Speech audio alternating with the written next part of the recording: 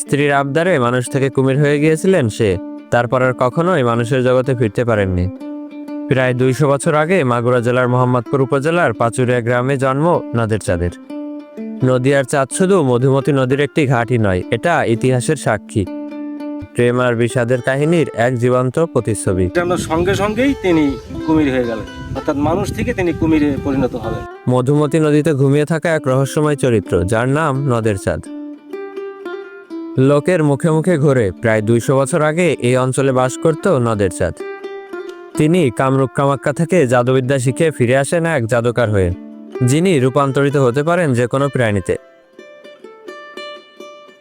তার স্ত্রী সরলা আবদার করেন তাকে কুমির হিসেবে দেখবে।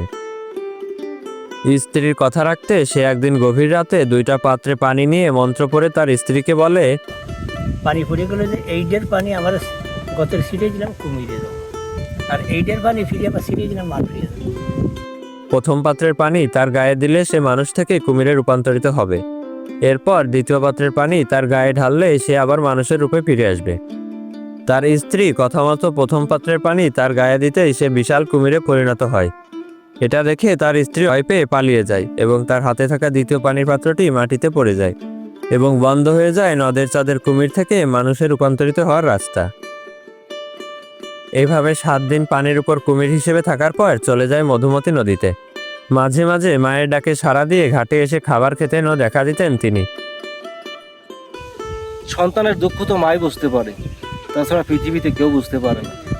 ওখানে বসে অনেক কান্নাকাটি করতেন যে নদিয়ার চাঁদ, আমি তোমার জন্য খাবার এনেছি বাবা, তুমি খেয়ে যাও। একদিন বাণিজ্যিকরা নদী দিয়ে যাওয়ার সময় দূরবীন দিয়ে দূরে একটি বিশাল কুমির দেখতে পায়। তারপর কুমিরটিকে গুলি করে শেষ হয়ে যায় নদের চাঁদের গল্প। পরবর্তীতে স্থানীয়রা কুমিরটিকে হিন্দু রীতিতে সৎকার করেন। বর্তমান সময়ে নদের চাঁদের স্মৃতিকে কেন্দ্র করে মধুমতির পূর্ব পাশে অর্থাৎ ফরিদপুর জেলার বোয়ালমারী অঞ্চলে গড়ে উঠেছে একটি বাজার, প্রাথমিক ও মাধ্যমিক বিদ্যালয়। এখনকার মানুষ এখনো বিশ্বাস করেন নদিয়ার চাঁদ নামে একজন মানুষ ছিলেন, যিনি মানুষ থেকে কুমির হয়েছিলেন। এরপর থেকেই এই বাজারের নাম হয় নদিয়ার চাঁদ বাজার।